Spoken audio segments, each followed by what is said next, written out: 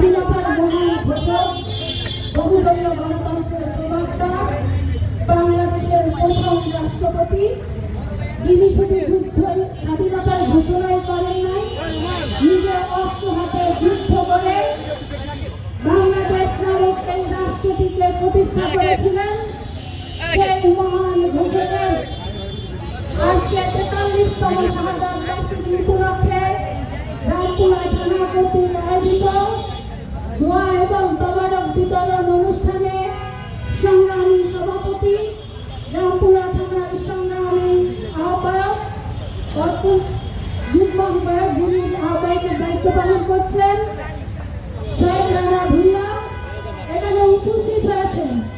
আপনাদের অত্যন্ত প্রিয় ব্যক্তিত্ব দেশনেত্রী বেগম খালেদা জিয়া এবং আমাদের আগামী দিনের রাষ্ট্রনায়ক জনাব তারেক রহমান, যাকে দায়িত্ব দিয়েছেন ঢাকা মহানগর উত্তরের সংগ্রামী সদস্য সচিব, অত্যন্ত বলিষ্ঠ নেতা, বাংলাদেশ জাতীয়তাবাদী দলের কেন্দ্রীয় কমিটির ক্রীড়া বিষয়ক সম্পাদক, সাবেক ফুটবলার, আমাদের প্রান্তীয় নেতা আমিনুল হক।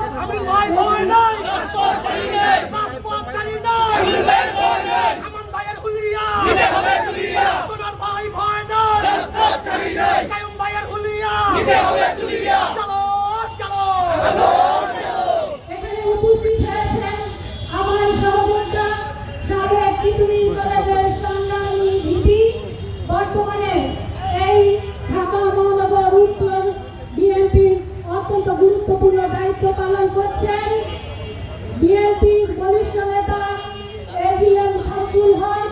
এখানে উপস্থিত আছেন অত্যন্ত বলিষ্ঠ আপনাদের এই এলাকার কৃতি সন্তান আমার ভাই, উপস্থিত আছেন আমার সহযোদ্ধা সাবেক ছাত্রনেতা, বর্তমানে ঢাকা মহানগর উত্তরের অত্যন্ত বলিষ্ঠ নেতা রাজ্জাক।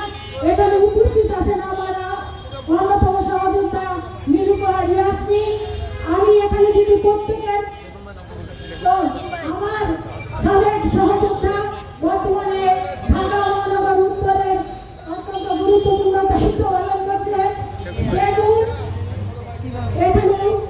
এখানে উপস্থিত আছেন আরেকজন বলিষ্ঠ নেতা, 111-এর অত্যন্ত গুরুত্বপূর্ণ ভূমিকা পালন করেছেন।